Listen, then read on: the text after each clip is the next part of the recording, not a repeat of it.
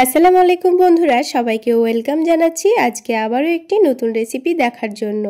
আশা করছি আপনারা সকলে ভালো আছেন এবং সুস্থ আছেন। শীত তো পড়েই গেছে, আর এই শীতের সন্ধ্যায় আপনাদের জন্য আজকে একটি নতুন ধরনের আলুর স্ন্যাক্স তৈরি করে দেখাবো। এই স্ন্যাক্সগুলো দেখতে যতটা লোভনীয় হয়, খেতে তার থেকেও অনেক বেশি মজার হয়।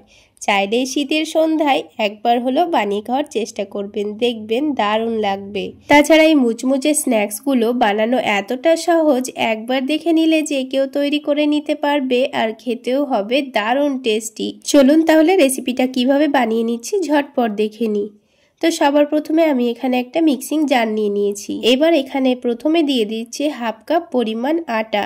এখানে আমি গমের আটায় ব্যবহার করেছি।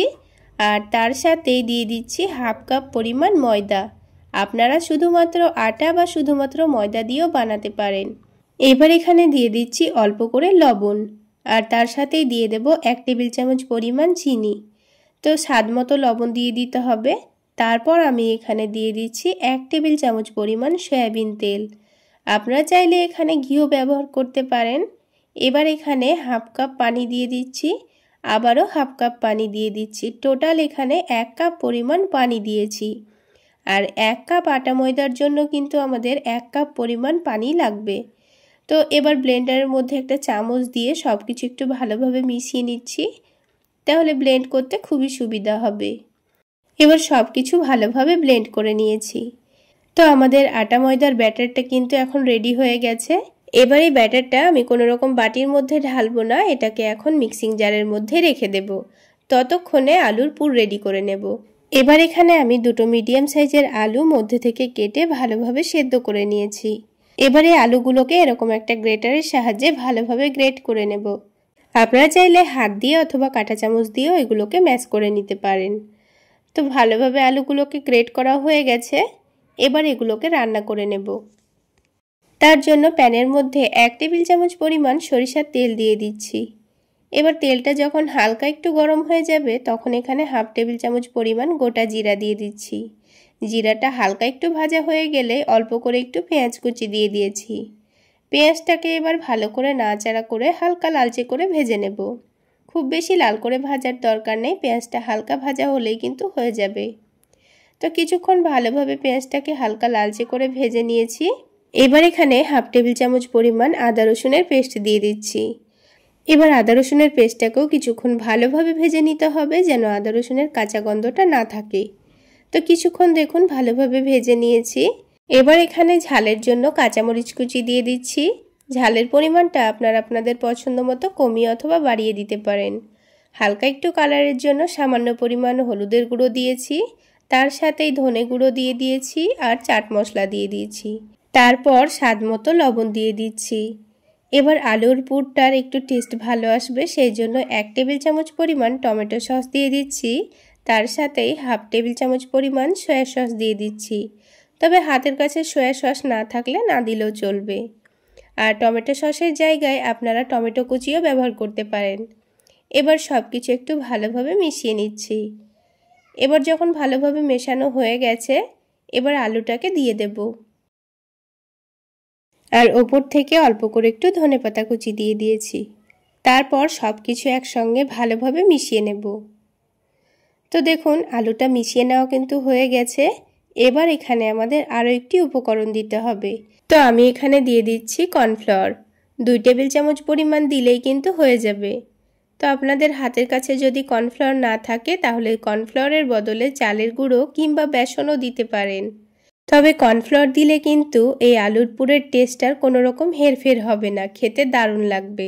কর্নফ্লাওয়ারটা দেওয়ার কারণ হলো, যখন নাস্তাগুলো তেলের মধ্যে ভাজবো, তখন আলুর পুরটা কিন্তু তেলের মধ্যে ছড়িয়ে যাবে না।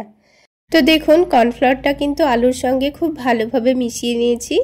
আর এই আলুর পুরটা কিন্তু আগের থেকে অনেকটাই আঠালো আর একটু শক্ত মনে হচ্ছে। এটাকে নামিয়ে রাখার পর কিন্তু আরও অনেকটাই শক্ত হয়ে যাবে। এবারে এই আলুর পুরটাকে একটা চামচ দিয়ে একটু ছড়িয়ে ছড়িয়ে দিচ্ছি, তাহলে এটা খুব সহজেই ঠান্ডা হয়ে যাবে। আর এদিকে মিক্সিং জারের মধ্যে ব্যাটারটা আছে। এবার নাস্তাগুলো আপনাদের তৈরি করে দেখিয়ে দেব। তো ব্যাটারটাকে আরও একবার চামচ দিয়ে একটু ভালোভাবে নাড়াচাড়া করে নিচ্ছি। এবার এই ব্যাটারটাকে এখানে একটা আমি সুজির প্যাকেট ছিল সেই সুজির প্যাকেটের মধ্যে নিয়ে নেব। তবে আপনাদের হাতের কাছে লবণের প্যাকেট কিংবা পাইপিং ব্যাগ থাকলেও সেটাতেও বানিয়ে নিতে পারেন। তো ব্যাটারটা আমি অল্প করে নিয়ে নিয়েছি। এবার কোণাটা একটু করে কেটে দেব। একটু পাতলা করে সরু করেই কাটতে হবে যেন ডিজাইনটা খুব সুন্দর তৈরি হয়। এবার এখানে প্যানের মধ্যে সামান্য তেল দিয়ে তেলটা প্যানের চারিদিকে ভালোভাবে মুছে নিয়েছি। এবার প্যানের মধ্যে হাতটাকে ধরে এরকম করে একটু ঘুরিয়ে নিলেই কিন্তু খুব সুন্দর একটা ডিজাইন তৈরি হয়ে যাবে। ডিজাইনটা তৈরি করার কোনো রকম ঝামেলা নেই, হাতটাকে ধরে এরকম করে দুলিয়ে দিলেই হবে। আর দেখুন খুবই অল্প সময়ের মধ্যে কিন্তু এটা তৈরি হয়ে যায়। তো একটা তৈরি করা হয়ে গেল। ঠিক একইভাবে যতটা ব্যাটার আছে সবগুলো থেকে এভাবে তৈরি করে নেব। ব্যাটারটা প্যানের মধ্যে দেওয়ার সাথে সাথে 2-3 মিনিটের মধ্যেই কিন্তু ওপরের দিকটা হয়ে যায়। আর এটা যখন হয়ে যাবে তখন খুব সহজেই কিন্তু প্যান থেকে উঠে আসে। প্রথমবারই তেল ব্রাশ করেছিলাম, আর কিন্তু প্যানের মধ্যে তেল দেওয়ার কোনো দরকার নেই। তো নাস্তাগুলোর জন্য সবগুলো শিট আমার তৈরি করা হয়ে গেছে। এবার আমাদের আরও একটি কাজ রেডি করে নিতে হবে। তো তার জন্য এখানে একটা বাটি নিয়ে নিয়েছি, আর বাটির মধ্যে 3 টেবিল চামচ পরিমাণ কর্নফ্লাওয়ার নিয়ে নেব। আর সামান্য পরিমাণ পানি দিয়ে দেব, দিয়ে একটা পাতলা ব্যাটার তৈরি করে নেব। চাইলে ময়দার ব্যাটারও তৈরি করে নিতে পারেন। তো আমি এখানে কর্নফ্লাওয়ারের ব্যাটারটা রেডি করে নিলাম। তো এবার আমাদের নাস্তাগুলো তৈরি করে নিতে হবে। তো দেখুন ঠান্ডা হয়ে যাওয়ার পর কিন্তু শিটগুলো একে অপরের গায়ে লেগে লেগে যাবে না, খুব সহজে উঠে আসবে। তো এখান থেকে আমি 2টো মতো শিট নিয়ে নিচ্ছি। আর এদিকে আলুর পুরটাও কিন্তু ঠান্ডা হয়ে গেছে। এবার এখান থেকে অল্প পরিমাণে আলুর পুর হাতের মধ্যে নিয়ে নেব। তারপর এটাকে হাতের মধ্যে একটু চেপে চেপে গোল করে নিয়ে লম্বা শেপ দিয়ে নেব, মানে চারকোনা শেপ দিয়ে নিচ্ছি। যেহেতু নাস্তাগুলো চারকোনাভাবে তৈরি করে নেব তাই চারকোনা শেপ দিয়ে নিয়েছি। এবার আলুর পুরটা এর মধ্যেখানে রেখে দিয়েছি।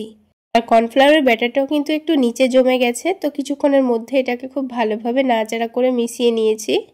তারপর এখান থেকে অল্প পরিমাণে নিয়ে এবার এই শিটের চারিদিকে ভালোভাবে লাগিয়ে দিয়েছি। এটা চারিদিকে ভালোভাবে লাগিয়ে দিতে হবে। তো নাস্তাগুলো যেহেতু আমি চারকোনাভাবে তৈরি করে নেব তাই এটাকে চৌকো শেপে ভাঁজ করে নিচ্ছি। আপনারা যদি ত্রিকোণাভাবে নাস্তাগুলো তৈরি করতে চান তাও কিন্তু হবে। তো ত্রিকোণা শেপ দিয়ে ভাঁজ করে নিতে হবে। তো দেখুন খুব সুন্দর করে কিন্তু চারটে ভাঁজ করে নিয়েছি। এইভাবে করে আলুর পুরটাকে ঢেকে দিতে হবে। আর ওপর থেকে দেখুন কত সুন্দর একটা ডিজাইন দেখে মনে হচ্ছে।